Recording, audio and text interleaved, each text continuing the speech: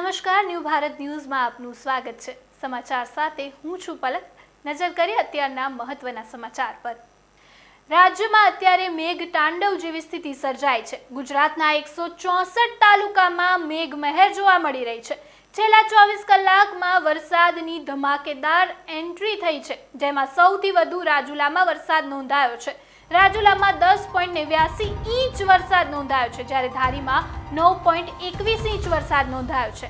ખાંભામાં 6.81 inch, સુબીરમાં 5.16 inch વરસાદ નોંધાયો છે, જ્યારે આપણે સાવરકુંડલાની વાત કરીએ તો 5.4 ઇંચ, જાફરાબાદમાં 4.92 ઇંચ વરસાદ નોંધાયો છે, જ્યારે દક્ષિણ ગુજરાતના ડાંગ આહવામાં 4.57 ઇંચ, બગસરામાં 4.29 ઇંચ વરસાદ નોંધાયો છે। વિજયનગરની જો વાત કરીએ તો 4.49 ઇંચ વરસાદ નોંધાયો છે। ગુજરાતમાં આજે 5 જિલ્લામાં રેડ એલર્ટ જાહેર કરવામાં આવ્યું છે। આગામી 5 દિવસ ભારે વરસાદની આગાહી પણ હવામાન વિભાગ દ્વારા કરવામાં આવી છે।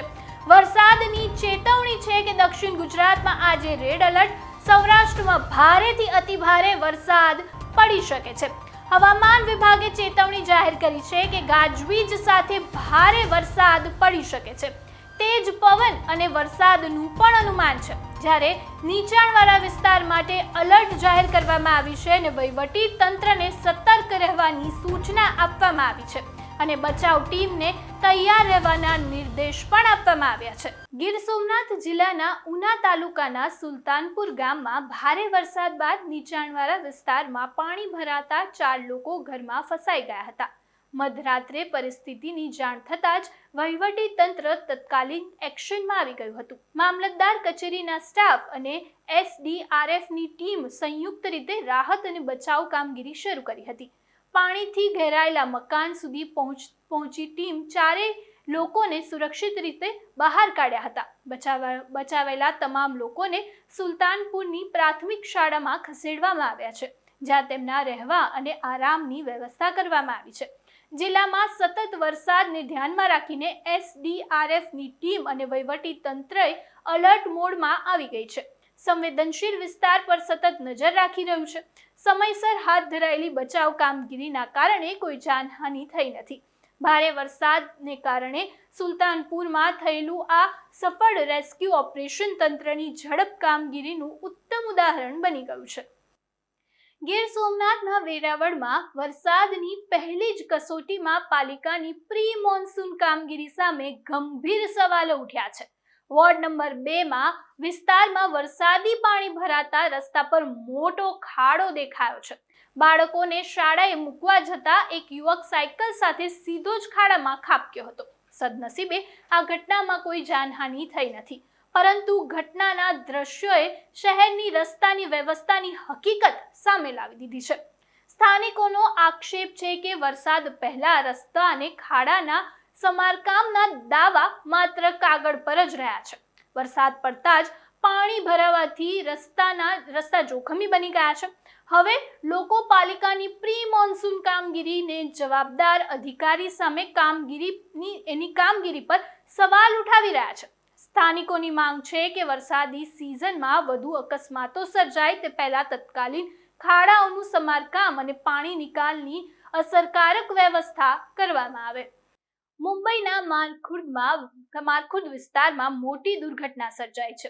જનતાનગર વિસ્તારમાં ગ્રાઉન્ડ પ્લસમાં 3 માળનું એક માળખું તેમજ તેની આસપાસ 2-3 ઝૂંપડા અચાનક ધરાશાયી થતા ઓછામાં ઓછા 6 લોકોના મોત થયા છે, જ્યારે એક વ્યક્તિ ઈજાગ્રસ્ત થઈ છે। ઈજાગ્રસ્તને તાત્કાલિક હોસ્પિટલમાં ખસેડવામાં આવ્યું છે અને તેને સારવાર આપવામાં આવી રહી છે। દુર્ઘટના બાદ કાટમાળ નીચે હજુ પણ કેટલાય લોકો ફસાયેલા હોવાની આશંકાના પગલે બચાવ કામગીરી યુદ્ધ ધોરણે ચાલી રહી છે। ફાયર બ્રિગેડ, પોલીસ અને અન્ય બચાવ ટીમે કાટમાળ હટાવીને ફસાયેલા લોકોને શોધી રહી છે। ઘટનાને કારણે સમગ્ર વિસ્તારમાં અફરાતફરીનો માહોલ સર્જાયો છે। પ્રાથમિક માહિતી મુજબ ભારે વરસાદ વચ્ચે આ દુર્ઘટના બની હોવાનું સામે આવ્યું છે। જો કે ધરાશાયી થવાનું કોઈ ચોક્કસ કારણ જાણવા મળ્યું નથી, પરંતુ તપાસ શરૂ કરી દેવામાં આવી છે। બચાવ કામગીરી પૂર્ણ થયા બાદ જ જાનહાનિનો આંકડો સ્પષ્ટ થશે। મુંબઈ અને પુણે વચ્ચે મુસાફરી કરનારાઓ માટે મહત્વના સમાચાર સામે આવ્યા છે। ભારે વરસાદના કારણે મુંબઈ પુણે એક્સપ્રેસ હાઈવે ની કનેક્ટિંગ લિંક ઉપર ભૂસ્ખલનની ઘટના બની છે. ભૂસ્ખલનના કારણે માર્ગનો એક ભાગ અસરગ્રસ્ત બનતા સુરક્ષાના કારણે આ રૂટ પરનો વાહન વ્યવહાર તત્કાલીન બંધ કરી દેવામાં આવ્યો છે. એક્સપ્રેસ હાઈવે બંધ થતા વાહનો જૂના મુંબઈ પુણે હાઈવે તરફ ડાયવર્ટ કરવામાં આવ્યા છે, જેને કારણે જૂના હાઈવે પર ભારે ટ્રાફિક જામ સર્જાયો છે. વાહન ચાલકોને લાંબા સમય સુધી રાહ જોવી પડી રહી છે. સતત વરસી રહેલા વરસાદને કારણે માર્ગ સુરક્ષાને ધ્યાનમાં રાખીને તંત્ર પરિસ્થિતિ પર સતત નજર રાખી રહ્યું છે. પ્રશાસને નાગરિકોને આજે શક્ય હોય તો મુંબઈ અને પુણે વચ્ચે બિનજરૂરી મુસાફરી ન કરવાની અપીલ કરી છે. સાથે જ મુસાફરોને ટ્રાફિક અપડેટ મેળવવાનો પ્રયાસ શરૂ કરી દેવામાં આવ્યો છે. ભૂસ્ખલન વિસ્તારમાં માર્ગને ફરી સુરક્ષિત બનાવવા માટે કામગીરી હાથ ધરવામાં આવી રહી છે. જ્યાં સુધી માર્ગ સંપૂર્ણપણે સલામત ન બને ત્યાં સુધી ટ્રાફિક વ્યવસ્થા ડાયવર્ટ રાખવામાં આવશે. મહારાષ્ટ્રમાં મેઘરાજાનો પ્રકોપ યથાવત છે. મુંબઈ સહિત રાજ્યના દરિયાકાંઠાના વિસ્તારમાં તેજ પવન સાથે સતત વરસાદ વરસી રહ્યો છે. ભારે વરસાદના કારણે રાયગઢ જિલ્લામાં સ્થિતિ વધુ ગંભીર બનતા હવામાન વિભાગે રેડ એલર્ટ જાહેર કર્યું છે. રાયગઢની મુખ્ય નદીમાં ભયાનક સપાટીથી ઉપર વહી રહી છે, જેના કારણે નીચાણવાળા વિસ્તારમાં પૂર જેવી સ્થિતિ સર્જાવાની આશંકા વ્યક્ત કરવામાં આવી છે. વહીવટી તંત્રને એલર્ટ પર રાખવામાં આવ્યું છે અને સંવેદનશીલ વિસ્તારમાં સતત નજર રાખવામાં આવી રહી છે. દરિયાકાંઠાના વિસ્તારમાં રહેતા લોકોને સાવચેત કરી દેવામાં આવ્યા છે. નદી કિનારાના વિસ્તારમાં બિનજરૂરી અવરજવર ટાળવા તેમજ તંત્રની સૂચનાનું પાલન કરવાની અપીલ પણ કરી દેવામાં આવી છે. ભારે વરસાદ અને તેજ પવનના કારણે આગામી કલાકમાં સ્થિતિ વધુ ગંભીર બની શકે છે તેવી શક્યતા છે. તેને ધ્યાનમાં રાખીને બચાવ દળને પણ તૈયાર કરી દેવામાં આવ્યા છે. ચોમાસાની શરૂઆત સાથે જૂનાગઢનો ગિરનાર પર્વત ફરી એકવાર કુદરતી સૌંદર્યના રંગે રંગાઈ ગયો છે. સતત વરસાદ બાદ સમગ્ર ગિરનાર લીલાછમ હરિયાળીથી છવાઈ ગયો છે, જ્યારે પર્વતોની ટોચ પર વાદળોની ચાદર છવાતા મનમોહક દ્રશ્યો સર્જાયા છે. ગિરનારને ઘેરી રહેલા વાદળો અને હરિયાળીનું સંગમ પ્રકૃતિ પ્રેમીઓ માટે વિશેષ આકર્ષણ બની રહ્યું છે. વરસાદી માહોલ વચ્ચે ગિરનારના દ્રશ્યો એવા દેખાઈ રહ્યા છે કે જાણે પર્વત વાદળો સાથે સંવાદ કરી રહ્યા હોય. વરસાદ બાદ ગિરનારનું કુદરતી સૌંદર્ય વધુ નિખરી ઉઠ્યું છે, જેના કારણે સ્થાનિકો અને પ્રવાસીઓ આ દ્રશ્યોને કેમેરામાં કેદ કરી રહ્યા છે. ચોમાસાના દિવસોમાં ગિરનારનું આ મનમોહક રૂપ ફરી એકવાર સૌનું ધ્યાન ખેંચી રહ્યું છે.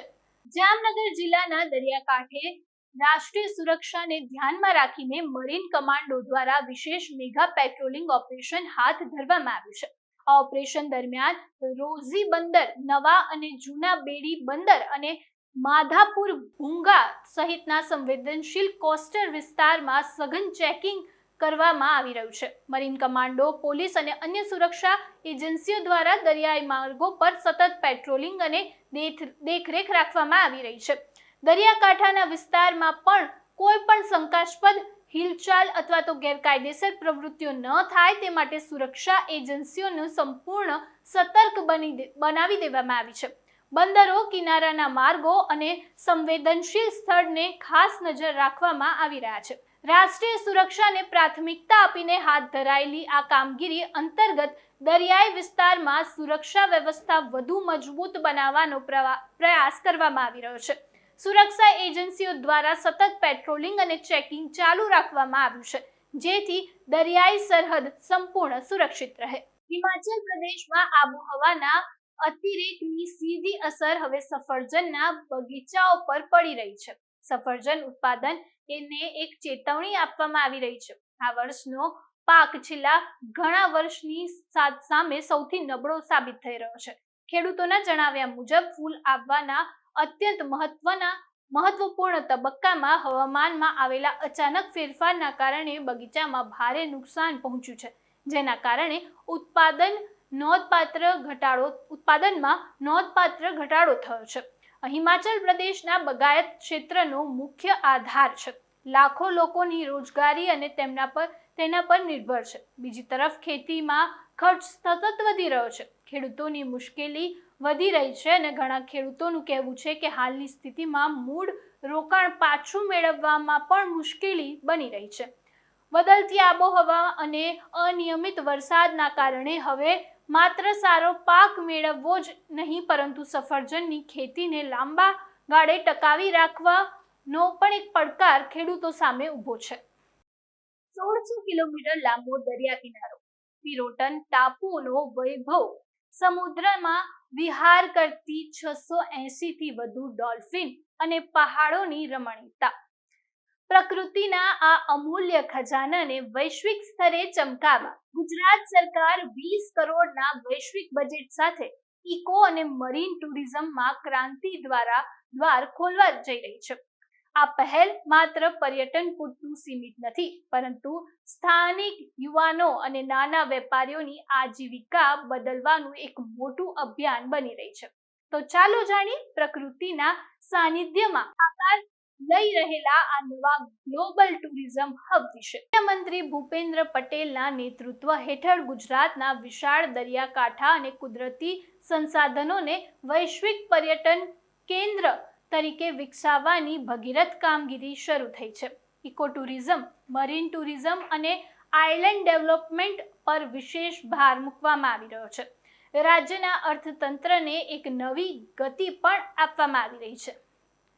જામનગર અને દ્વારકા વિસ્તારની અંદર લગભગ 22 જેટલા આઇલેન્ડ છે, ટાપુઓ છે.